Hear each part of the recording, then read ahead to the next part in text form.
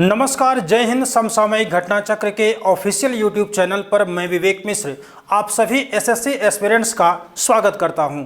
हम लोगों ने अक्सर जितने भी सवाल देख रहे हैं उन सभी सवालों में से आपके एग्ज़ाम में सीधे सीधे भी प्रश्न पूछे जा सकते हैं और या तो जो उसमें हम लोग एडिशनल पॉइंट्स देखते हैं वहाँ से आपको सवाल पूछे जाते हैं। इसके अलावा आप इस बात को भी ध्यान में रखिएगा कि जो प्रश्न आपको हम अलग से बना करके बताते हैं उसको भी आप फोकस करिए ताकि आप अपने एग्ज़ाम में बेहतर परफॉर्म कर पाएँ। तो चलिए शुरू करते हैं आज का अपना यह इम्पोर्टेंट सेशन और देखते हैं हमारा आज का पहला सवाल क्या है। सवाल नंबर 1 में आपसे पूछा गया है कि राज्यसभा से संबंधित संवैधानिक प्रावधानों के संदर्भ में निम्नलिखित में से कौन सा कथन सही है। यहां पर आपको राइट स्टेटमेंट को चूज करना है, यहां पर आपको सही कथन बताना है। एक एक स्टेटमेंट करके देखिए।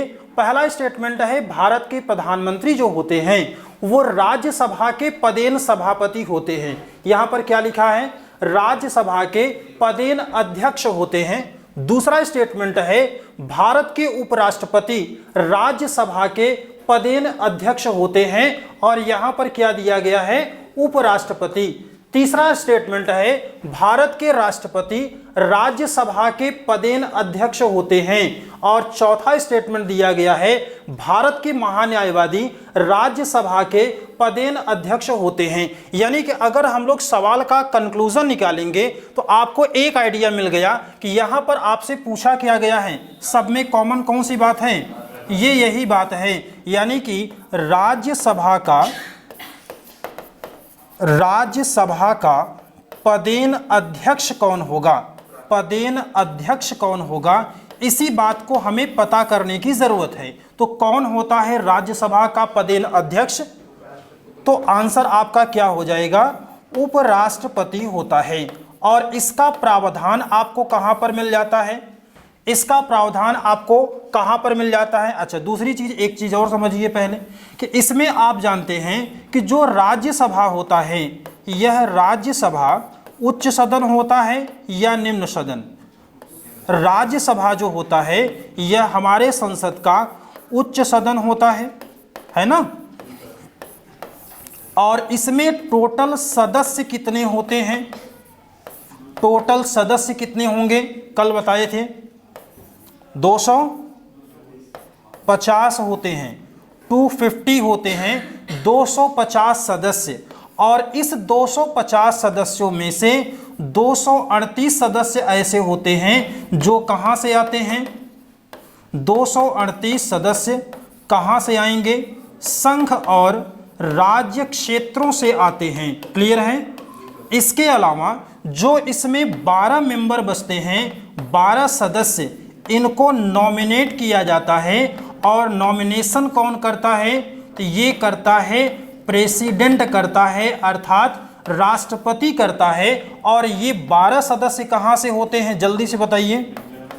साहित्य विज्ञान, खेल नहीं, साहित्य विज्ञान कला और कहाँ से, समाज सेवा से। तो यहाँ पर आपको ये सारे पॉइंट्स ध्यान में रखने हैं। सवाल आपसे ये भी पूछा जा सकता है कि राज्यसभा में अधिकतम सदस्यों की संख्या कितनी होगी, तो आंसर आप क्या लगाएंगे, 250। इसके अलावा भी आपसे पूछा जा सकता है कि राज्यसभा में कितने सदस्य संघ और राज्य क्षेत्रों से आते हैं, तो आंसर आप क्या लगाएंगे, 238 अर्थात 238 लगाएंगे। राज्यसभा में राष्ट्रपति कितने सदस्यों को नॉमिनेट करता है, तो आंसर आपका क्या होगा, 12। राज्यसभा में राष्ट्रपति 12 सदस्य कहां से नियुक्त करता है, मनोनीत करता है, तो आंसर आपका इसमें क्या हो जाएगा, साहित्य विज्ञान कला और समाज सेवा से। तो इस तरीके से भी प्रश्न आपकी परीक्षाओं के लिए महत्वपूर्ण होंगे। इन सारे पॉइंट्स को आप ध्यान में रखिएगा। क्लास के दौरान आप कोशिश किया करिए कम से कम लिखा करिए, ज़्यादा बातों को सुना करिए, क्योंकि लिखने के लिए किताबों में आपको सारी चीज़ें मिलेंगी। जितना ज़्यादा आप सुनेंगे उतना ही ज़्यादा आप बेहतर यहाँ पर सॉल्व कर पाएंगे। तो यहाँ पर आपको ये सारी बातें कंफर्म हो गई। अब इसके बाद अगर देखेंगे तो आर्टिकल 64 है और आर्टिकल 64 में क्या कहा जाता है कि जो पदेन अध्यक्ष होता है राज्यसभा का पदेन अध्यक्ष ये कौन हो जाता है, उपराष्ट्रपति।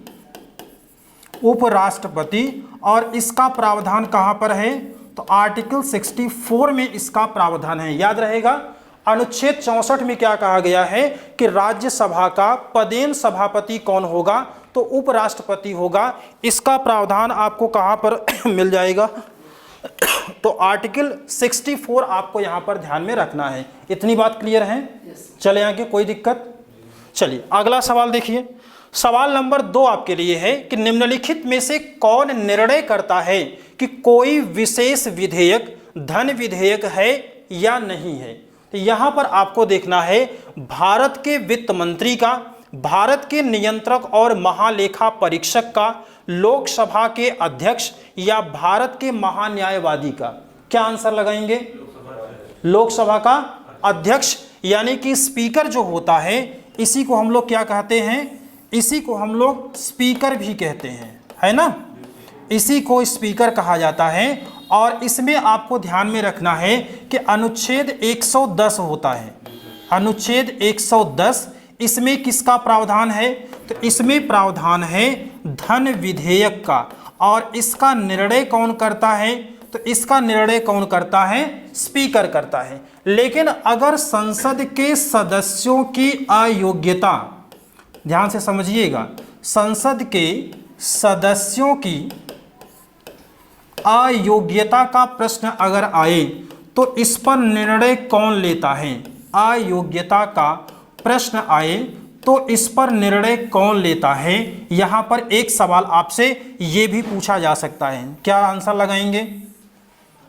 आंसर ऑप्शन दें। सदन का अध्यक्ष, सदन का अध्यक्ष। दूसरा आपके लिए है ऑप्शन बी राष्ट्रपति, सी है संसद और डी है निर्वाचन आयोग। निर्वाचन आयोग। तो इस पर निर्णय कौन लेगा?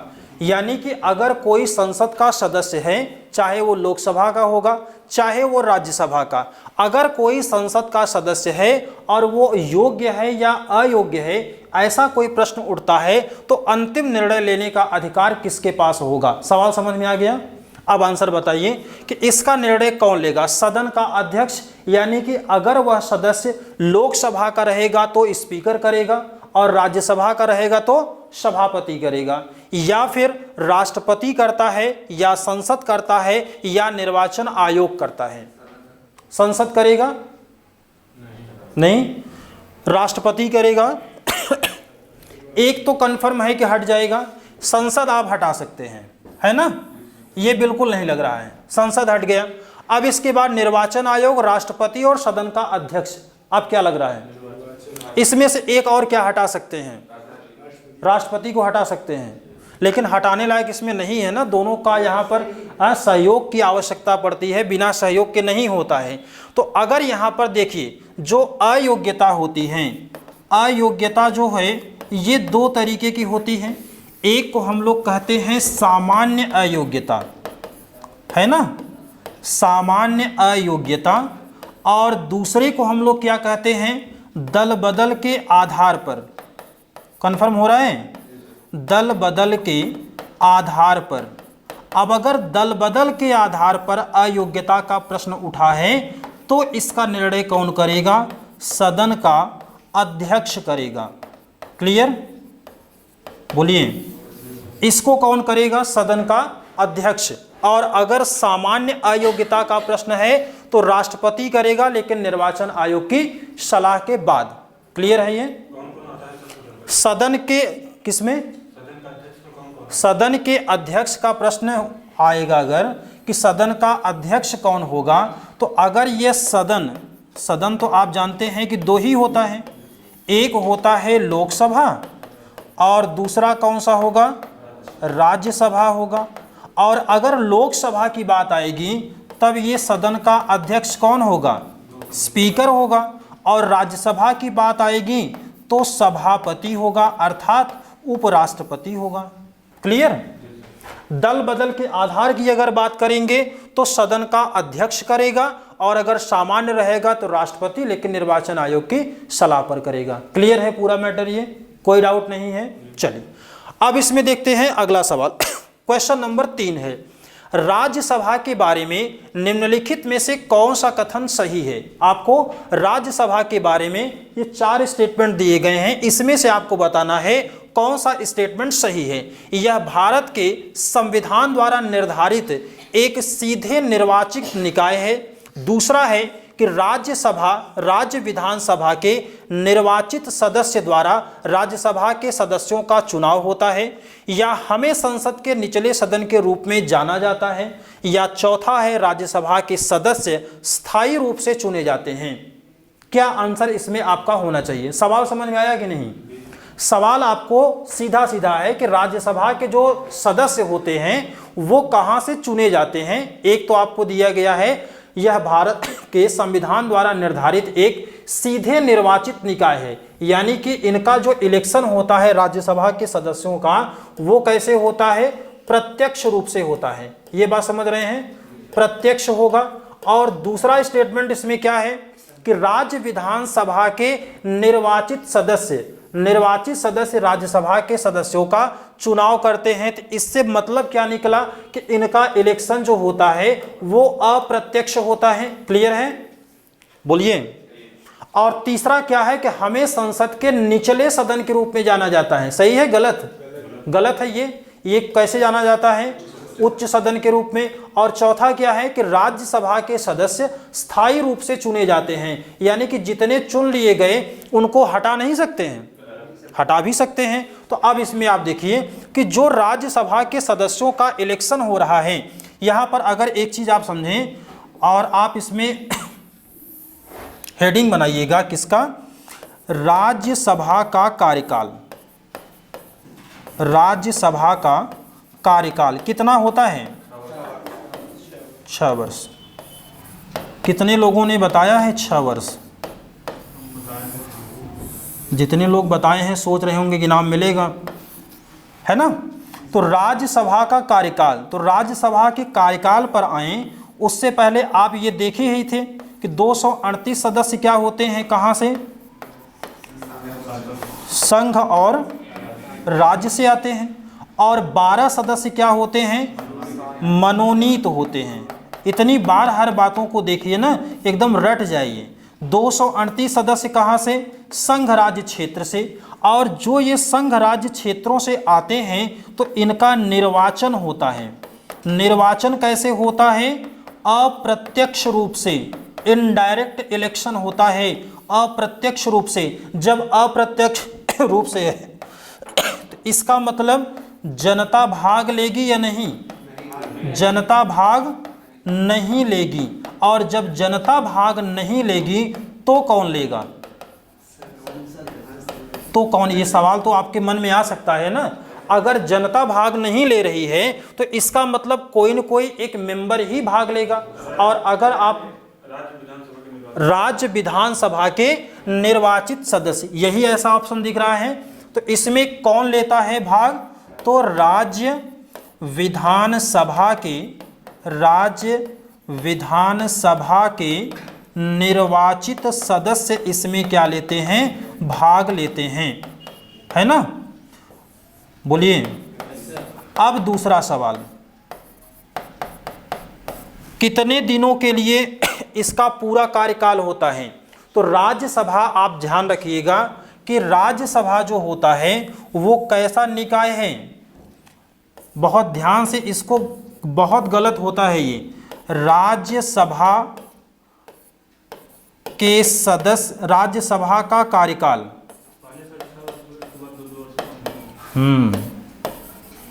कॉन्सेप्ट गलत है। राज्यसभा का कार्यकाल, अब यहाँ पर एक बात आप पहले समझ लीजिए कि यह एक अस्थाई सदन है। अस्थाई सदन का मतलब कि इसको विघटित नहीं किया जा सकता, विघटित नहीं किया जा सकता। समझ रहे हैं? नहीं समझ रहे हैं?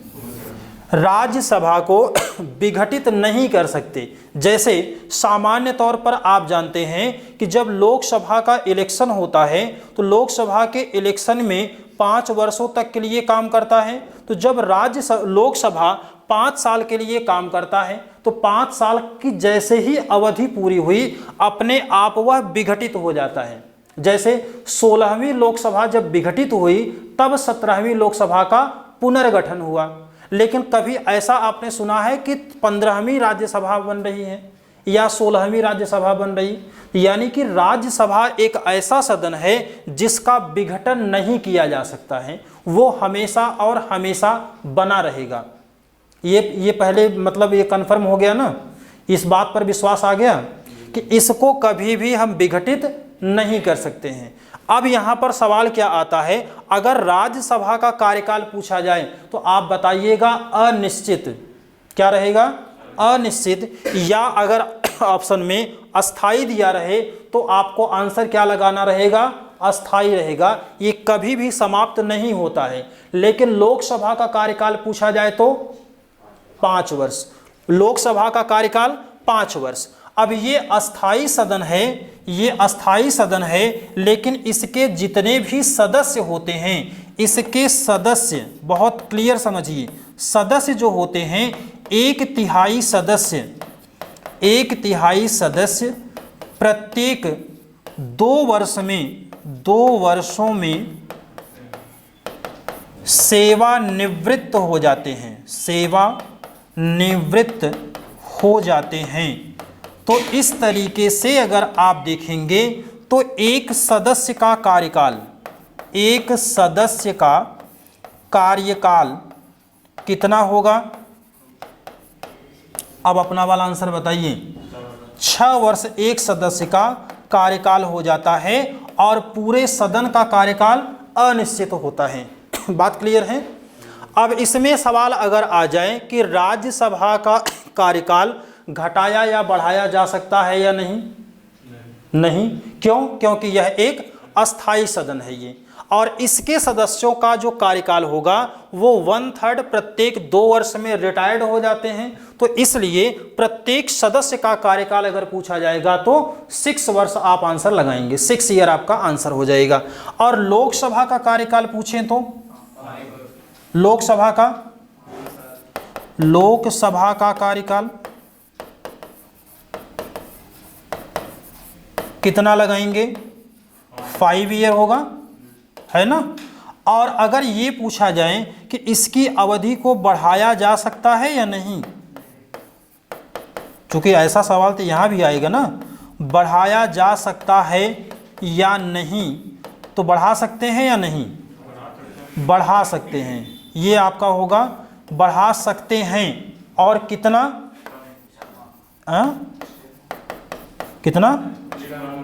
एक बार में 1 वर्ष के लिए, एक बार में 1 वर्ष के लिए इनके कार्यकाल को बढ़ाया जा सकता है। क्लियर रहेगा? बढ़ाया जा सकता है। और सामान्य तौर पर ये कब होता है? ये तब होता है जब इलेक्शन करवाने के लिए निर्वाचन आयोग तैयार नहीं होता है। निर्वाचन आयोग अगर सिलेक्शन नहीं करवा पा रहा है तो उस कंडीशन में क्या होता है, एक बार में 1 वर्ष के लिए इसको बढ़ाया जा सकता है। लेकिन इसके साथ साथ में आपको एक बात और ध्यान में रखनी है कि एक बार में 1 वर्ष के लिए बढ़ाया जा सकता है, लेकिन जैसे ही ये 5 वर्ष पूरा होता है वैसे ही इसका कार्यकाल क्या होगा? समाप्त हो जाएगा। बात क्लियर है? एक होता है विघटन शब्द, तो विघटित कौन करता है? तो राष्ट्रपति करता है। और अगर मान लीजिए स्थगित करना है, किसी को स्थगन करना है, सदन की कार्यवाही को स्थगन करना है, तो वो कौन निर्णय लेता है? सदन का अध्यक्ष लेता है ना। अक्सर आप टेलीविजन में देखते होंगे कि सदन की कार्यवाही कुछ समय के लिए स्थगित कर दी गई है या अनिश्चित काल के लिए स्थगित कर दी गई, यानी कि उसका कोई फिक्स ड्यूरेशन नहीं होता है कि कब तक ये स्थगित रहेगी। बात क्लियर है? चले आगे हम। अब इसी तरीके से आप जानते हैं कि एक होता है विधान परिषद, नाम सुने हैं? विधान परिषद। और विधान परिषद का कार्यकाल कितना होता है?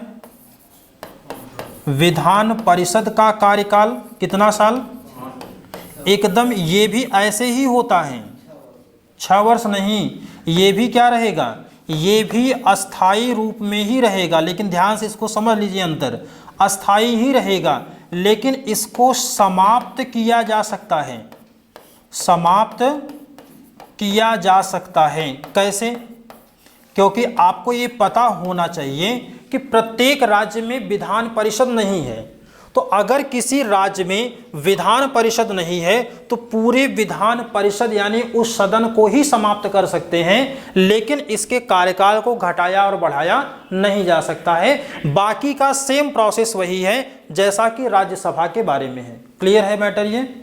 अगर मैं कहूं कि उत्तर प्रदेश में एक सदन है कि 2 सदन है, उत्तर प्रदेश में 1 सदन या 2 सदन, और इसके अलावा अगर हम बात करें पंजाब में 1 सदन या 2 सदन, तो उत्तर प्रदेश में 2 है, पंजाब में 1 ही है। अब यहाँ पर विधानसभा भी है और विधान परिषद भी है, तो यहाँ पर विधान परिषद के कार्यकाल में छेड़छाड़ न करके बल्कि पूरे तरीके से विधान परिषद को यहाँ से हटाया जा सकता है। ठीक है ना? जैसे आपने देखा होगा कुछ समय पहले पश्चिम बंगाल में आपने देखा होगा कि यहाँ पर भी विधान परिषद बनाने की बात हो रही थी, लेकिन बन नहीं पाया था। आपने देखा होगा एमपी में कई बार बना, कई बार बिगड़ा। तो इसका मतलब क्या हो गया कि इसको स्थगित या विघटित नहीं कर सकते हैं, लेकिन पूरे सदन को समाप्त किया जा सकता है। एक पॉइंट आप नोट कर लीजिएगा कि विधान परिषद को विघटित नहीं किया जा सकता है। इंपॉर्टेंट पॉइंट है, विधान परिषद को विघटित नहीं किया जा सकता है, परंतु विधान परिषद को विघटित नहीं किया जा सकता है, परंतु संपूर्ण सदन को समाप्त किया जा सकता है, परंतु संपूर्ण सदन को समाप्त किया जा सकता है। बात क्लियर है? चले आगे? कोई डाउट हो तो बोल दीजिए। ये आंसर समझ में आ गया?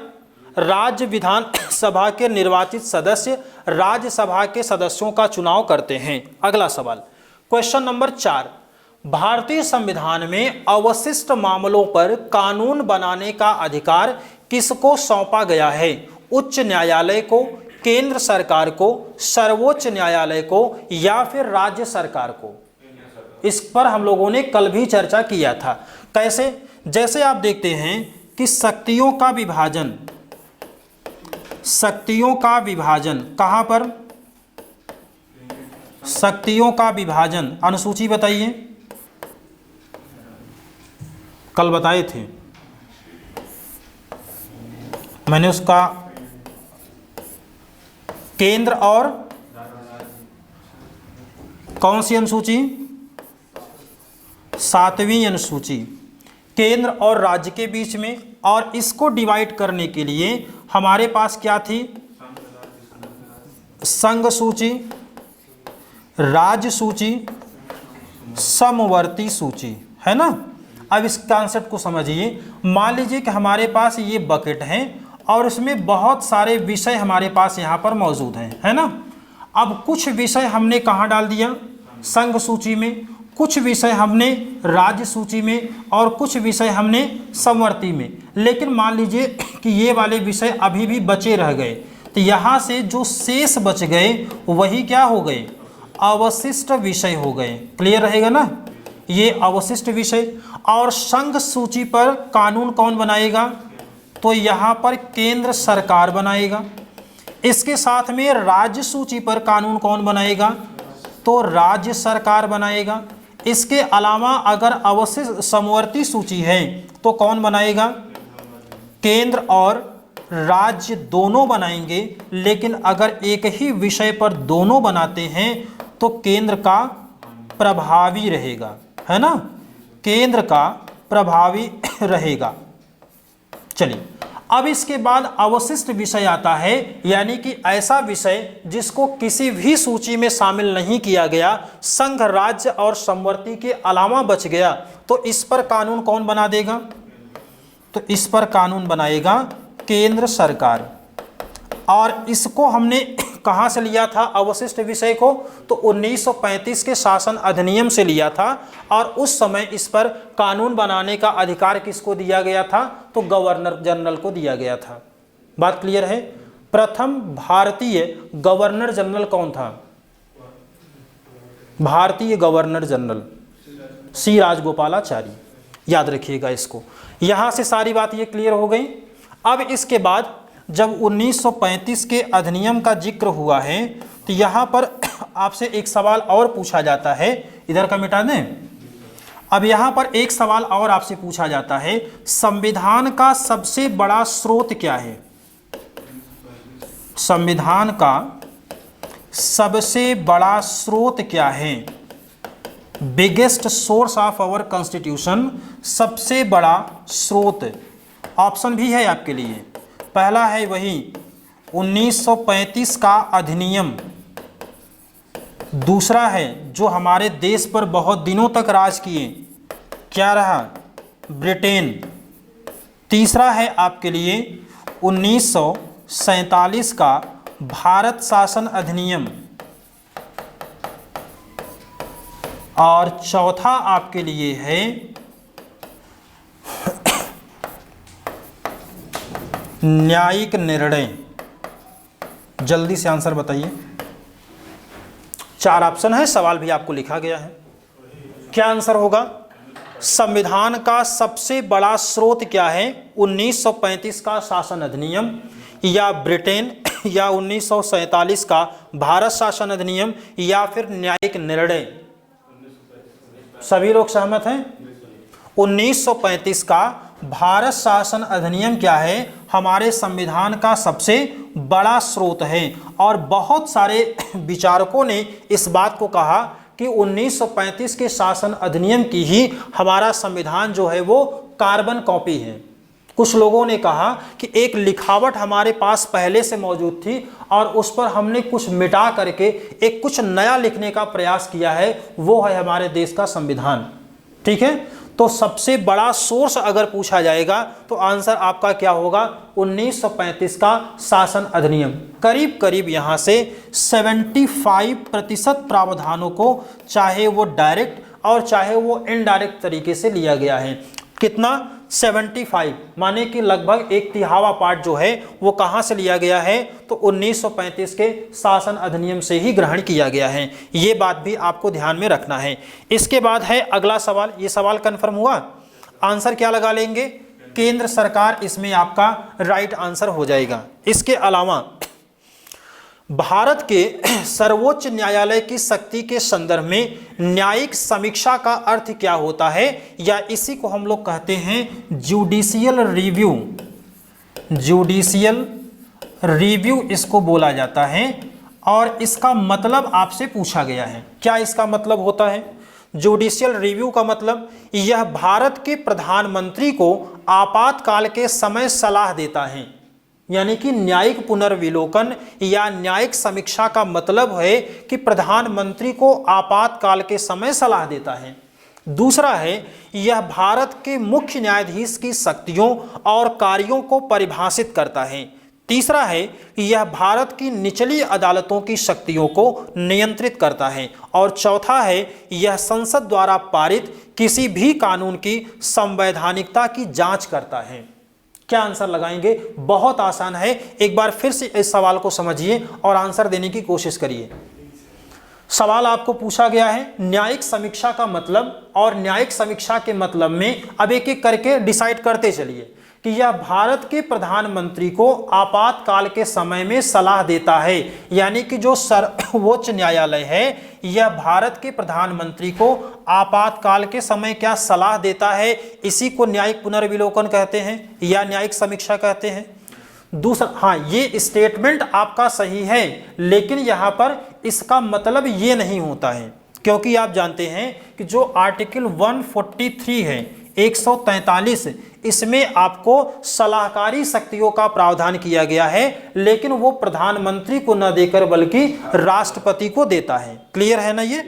अब इसके बाद यह भारत के मुख्य न्यायाधीश की शक्तियों और कार्यों को परिभाषित करता है। तो सीजेआई के शक्तियों और कार्यों को परिभाषित करना क्या न्यायिक समीक्षा कहलाता है? नहीं। इसके बाद है यह भारत की निचली अदालतों की शक्तियों को नियंत्रित करता है, कंट्रोल कर लेता है। क्या इसका मतलब न्यायिक समीक्षा होता है? नहीं। तो ये क्या है कि यह संसद द्वारा पारित किसी भी कानून की संवैधानिकता की जांच करता है। कल आप ही लोगों ने बताया था कि जब हम सरकार के अंग की बात किए थे, याद करिए, सरकार के अंग की बात किए थे, तो इसमें आप ही ने बताया था कि 3 होते हैं। कौन कौन से? एक होता है विधायिका, दूसरा कौन होता है? कार्यपालिका, और तीसरा कौन होता है? न्यायपालिका होता है। और आपने इनके कार्यों को भी बताया था, मैंने नहीं बताया था। विधायिका में आपने बताया था कि विधि का निर्माण करना होता है। कार्यपालिका का मतलब जो ये बना है इसको लागू करना, और न्यायपालिका क्या करता है? जो लागू किया है उसकी समीक्षा करना या जांच करना। और किस बात की जांच करना? कि संविधान के अनुसार है या नहीं है। और अगर ये संविधान के अनुसार नहीं होता है तो उसको क्या करेगा? शून्य घोषित कर दिया जाएगा, है ना। ये संवैधानिक वर्ड आप इस्तेमाल करेंगे, या उसको निरस्त कर देगा। तो शून्य घोषित करने की शक्ति किसको होती है? तो वो न्यायपालिका के पास होती है। कब करता है? जब संविधान के प्रावधानों के अनुसार कोई भी बनाया गया कानून नहीं रहेगा, तब न्यायपालिका उसको क्या करती है? शून्य घोषित कर देती है। थोड़ा सा और आइए फ्लैशबैक में। आर्टिकल 13 में क्या है? तो अनुच्छेद 13 में आपको क्या बताया गया है? वैसे तो आप लिखते हैं कानून की परिभाषा, है ना। इसमें क्या बताते हैं कि इसमें कानून की परिभाषा दी गई है, लेकिन यहाँ पर कहा क्या गया है कि जो विधायिका, चूंकि कानून बनाने का काम तो यही करता है, तो विधायिका के द्वारा कोई भी ऐसा कानून नहीं बनाया जाएगा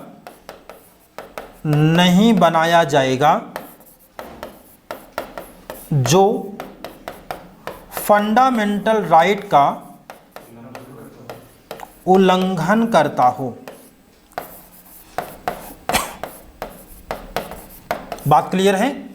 और इसी का मतलब यहाँ पर ये कानून की परिभाषा, और या इसी को कह सकते हैं कानून के लिए कुछ यहाँ पर शर्तें आरोपित की गई हैं। कुछ यहाँ पर शर्तें आरोपित की गई हैं। शर्त क्या है? कि ऐसा ही आप कानून बनाएंगे जो कि फंडामेंटल राइट का उल्लंघन न करता हो।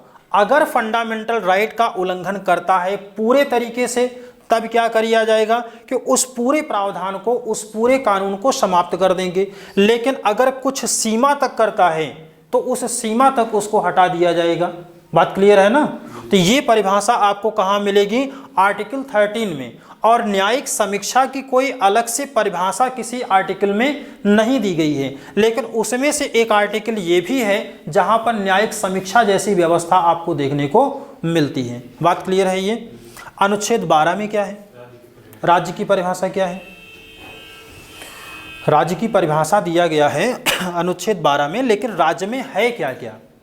ये भी सवाल तो पूछा जा सकता है ना। सवाल आपसे पूछा जा सकता है कि निम्नलिखित में से कौन राज्य में शामिल नहीं होता है ना।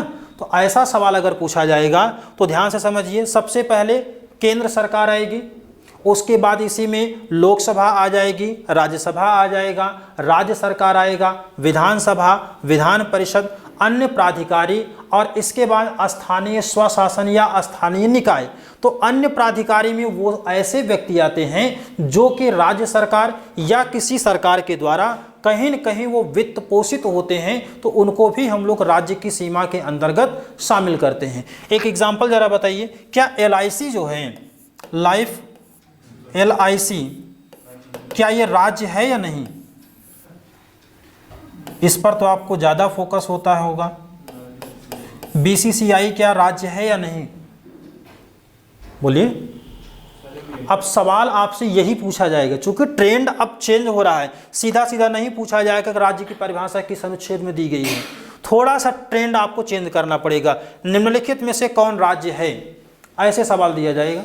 और उसमें से अगर मान लीजिए LIC है, BCCI है, तो ये सभी भी क्या हैं, राज्य के दायरे में आते हैं। और इसको डिसाइड कौन करता है, इसको डिसाइड कौन करेगा, तो इसको डिसाइड करेगा सुप्रीम कोर्ट, क्योंकि संविधान की व्याख्या करने का अधिकार किसके पास है, सुप्रीम कोर्ट के पास है। अच्छा, अगर मान लीजिए कोई ऐसी बात हो जो हमको समझ में न आए, तो हम संविधान के किस भाग को पढ़ना चाहेंगे? ऐसी कोई बात हो जो हमारे समझ में न आए, तो हम संविधान के कौन से भाग को पढ़ें कि वो बात हमारी क्लियर हो जाए? बोलिए।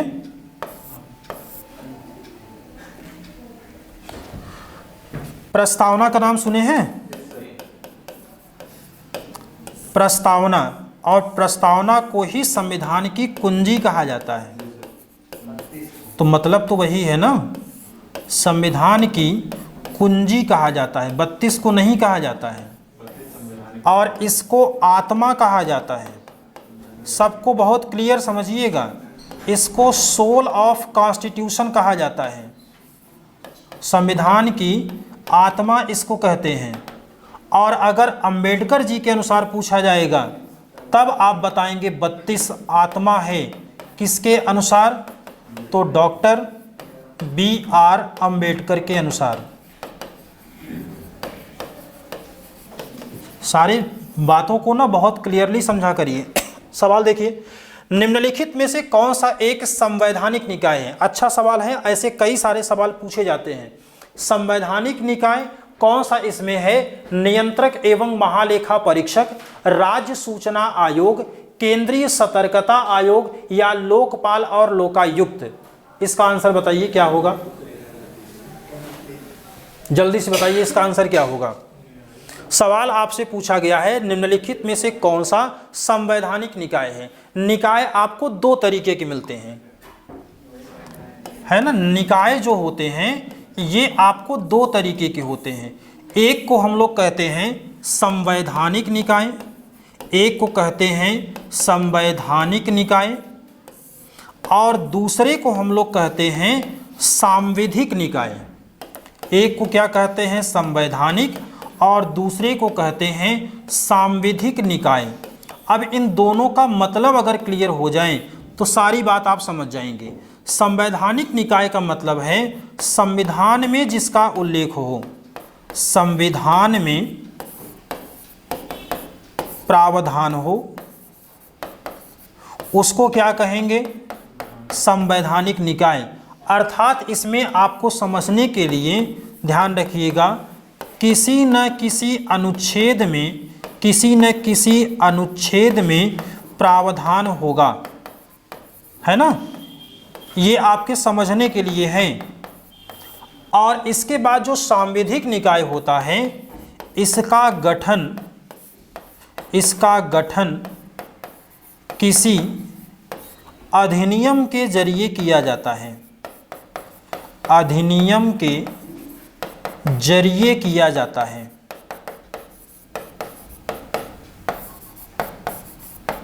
याद रहेगा, अगर संवैधानिक निकाय पूछा जाएगा तो इसका मतलब है कि उसका प्रावधान कहाँ पर रहेगा? संविधान में उसका प्रावधान होना अनिवार्य होगा। और इसका मतलब क्या हो गया कि किसी न किसी अनुच्छेद में उसका प्रावधान जरूर रहेगा, तब उसी को हम लोग क्या कहेंगे कि यह संवैधानिक निकाय है। और दूसरा अगर है किसी ऐसे निकाय का गठन अगर किसी अधिनियम के जरिए होता है, तब उसको हम लोग क्या कहेंगे? सांविधिक निकाय कहते हैं। तो दोनों निकायों को आप समझिए।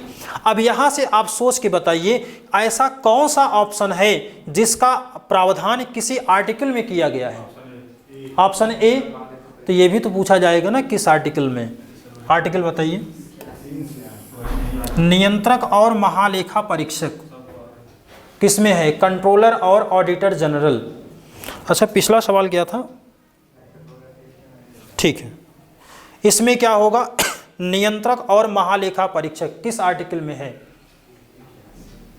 महान्यायवादी किस अनुच्छेद में है? अनुच्छेद 76। ये है अनुच्छेद 148, 148। चले आगे हम।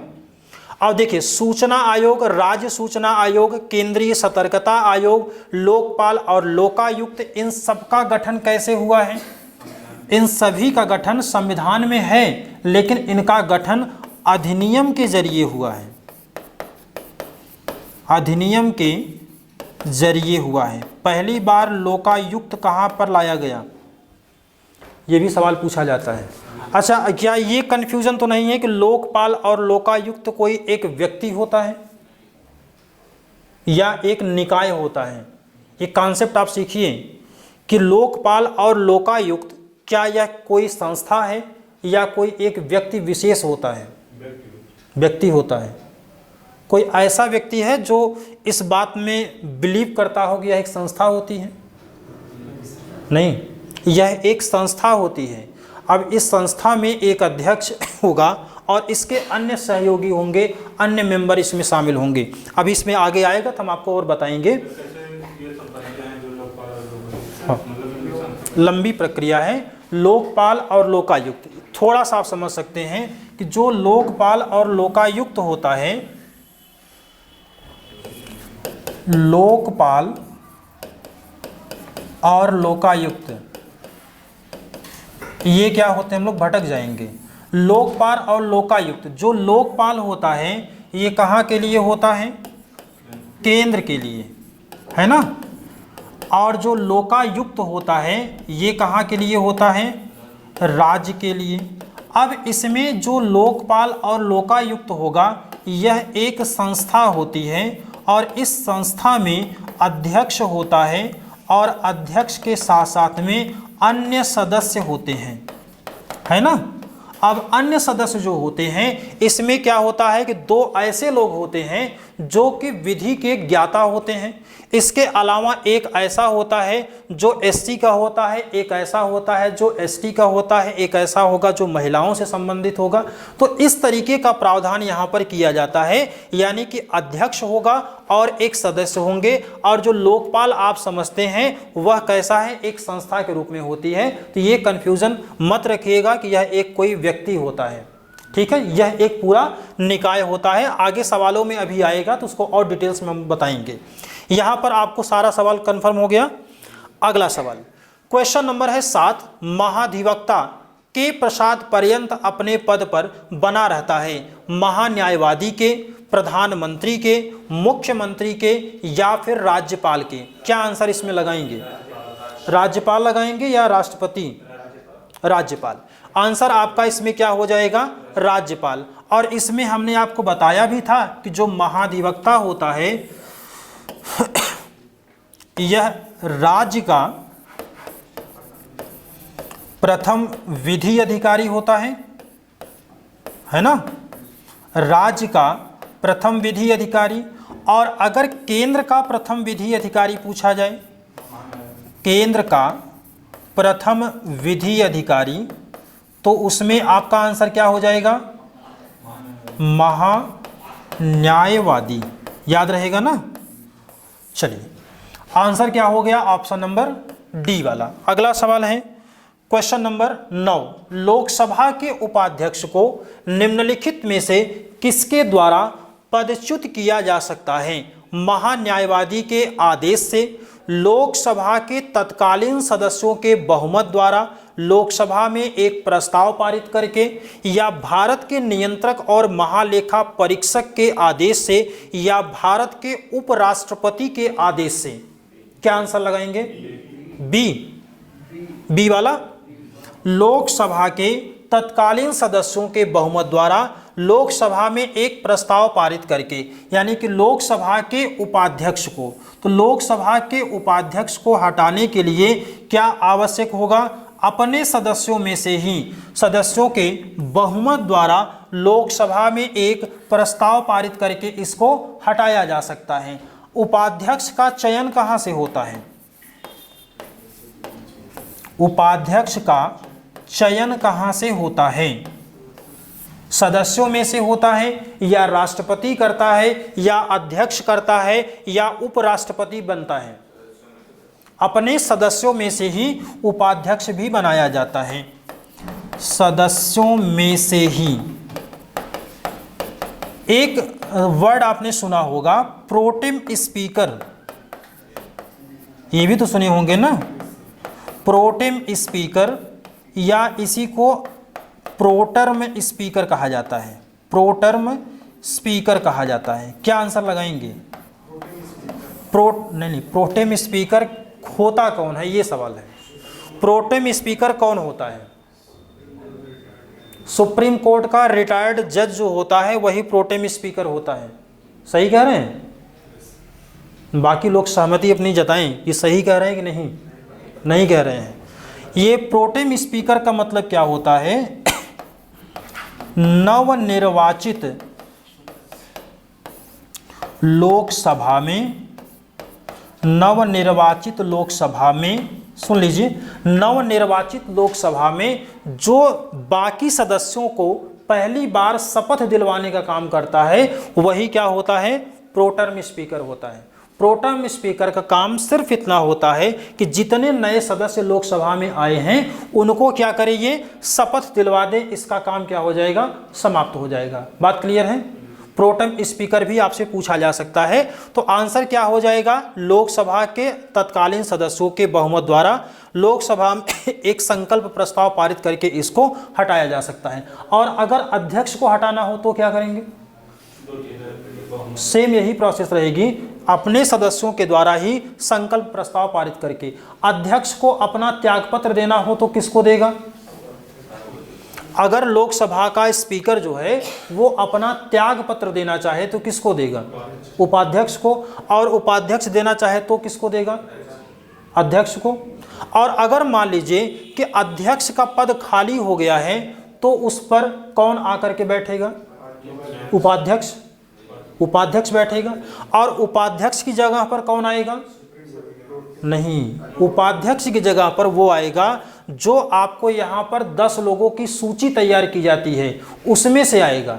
सुप्रीम कोर्ट का न्यायाधीश कार्यवाहक राष्ट्रपति के रूप में कार्य करेगा। ठीक है। अब एक बड़ा इंपॉर्टेंट सवाल आता है कि क्या स्पीकर शपथ लेता है या नहीं लेता है? सवाल बनाते हैं, सवाल बनाते हैं, फिर देखते हैं इसमें कितना आंसर आप दे रहे हैं। सवाल है कि स्पीकर किसके समक्ष शपथ लेता है?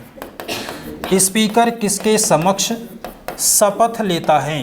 क्या आंसर लगाएंगे? ऑप्शन भी दे रहा हूं। ए है राष्ट्रपति के समक्ष, बी है पीएम के समक्ष, सी है सीजेआई के समक्ष और डी है शपथ नहीं लेता। जो बताएगा ना उसको चॉकलेट मिलेगी। और यहाँ पर ध्यान रखिएगा कि हमने स्पीकर शब्द लिखा है। स्पीकर किसके समक्ष शपथ लेता है? ऑप्शन आपको दिए गए हैं, राष्ट्रपति के समक्ष, पीएम के समक्ष, सीजेआई के समक्ष शपथ नहीं लेता है। नहीं लेता। क्यों? एक स्टेप और बढ़ जाइए ना, चॉकलेट की बात है।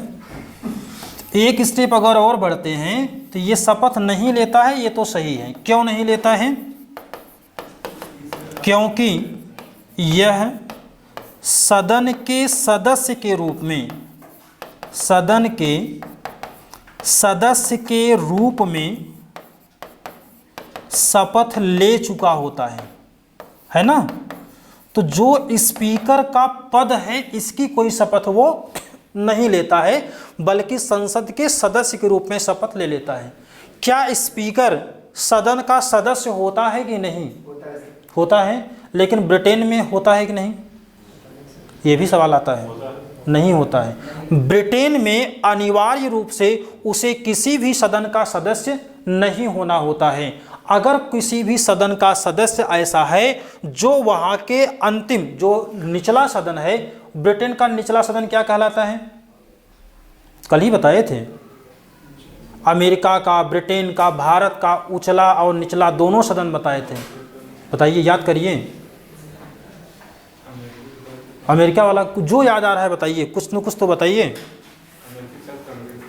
अमेरिका की संसद को कांग्रेस कहते हैं। अब वहाँ पर 2 सदन हैं। कौन कौन से?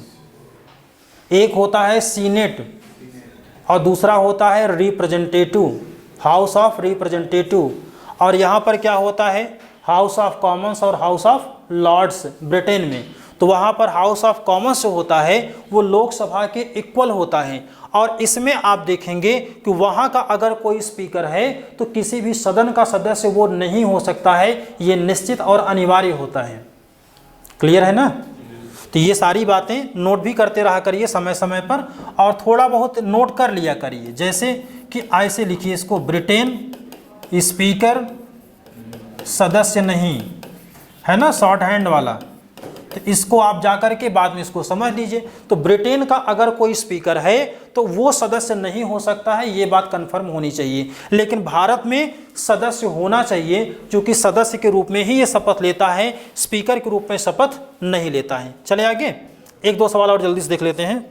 अगला सवाल है क्वेश्चन नंबर 9, भारतीय संविधान के निम्नलिखित में से किस अनुच्छेद के अंतर्गत सर्वोच्च न्यायालय को न्यायालय की अवमानना के लिए दंडित करने की शक्ति प्रदान की गई है, जिसमें खुद की अवमानना के लिए दंडित करने की शक्ति भी शामिल है? जल्दी से आंसर बताइए।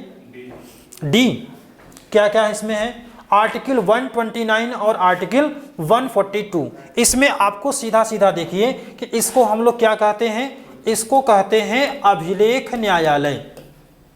अभिलेख न्यायालय, कोर्ट ऑफ रिकॉर्ड इसको बोला जाता है। और इसका मतलब क्या होता है कि जितना भी निर्णय है सुप्रीम कोर्ट का वो एक कानून के रूप में काम करेगा। पहला तो ये हो गया, उसके रिकॉर्ड्स को रखे जाते हैं। सेम अगर कोई केस आती है तो उसका हवाला दिया जाता है कि फला फला केस में भी ऐसा ही मुद्दा था, इसलिए डिसीजन इसमें इसी तरीके का होना चाहिए। और दूसरा इसका मतलब क्या होता है, अभिलेख न्यायालय का एक मतलब क्या हो गया कि इसके रिकॉर्ड को रखा जाता है, रिकॉर्ड को रखा जाता है। और दूसरा इसका मतलब क्या हो जाता है, दूसरा इसका मतलब हो जाता है कि अवमानना करने पर, अवमानना करने पर क्या होता है, दंड देने की शक्ति होती है, दंड देने की शक्ति होती है। और इसी बात को लिखा गया है आर्टिकल 129 में। और 142 में क्या है, इसमें सुप्रीम कोर्ट की कुछ विशेषाधिकार शक्तियों का प्रावधान किया गया है। और इसमें यह बताया गया है कि अगर कहीं पर कोई अन्य कानून लागू नहीं होता है तो वहां पर सुप्रीम कोर्ट क्या है, अपने नियम को, अपने डिसीजन को वहां पर लागू करवा सकता है। और अगर नहीं माना जाता है तो दंडित करने की भी शक्ति सुप्रीम कोर्ट के पास रहेगी। बात क्लियर है? तो जल्दी से न करके हम लोग यहीं तक रखते हैं, और उसके आगे की चर्चा हम लोग कल की क्लास में करेंगे। Thank you.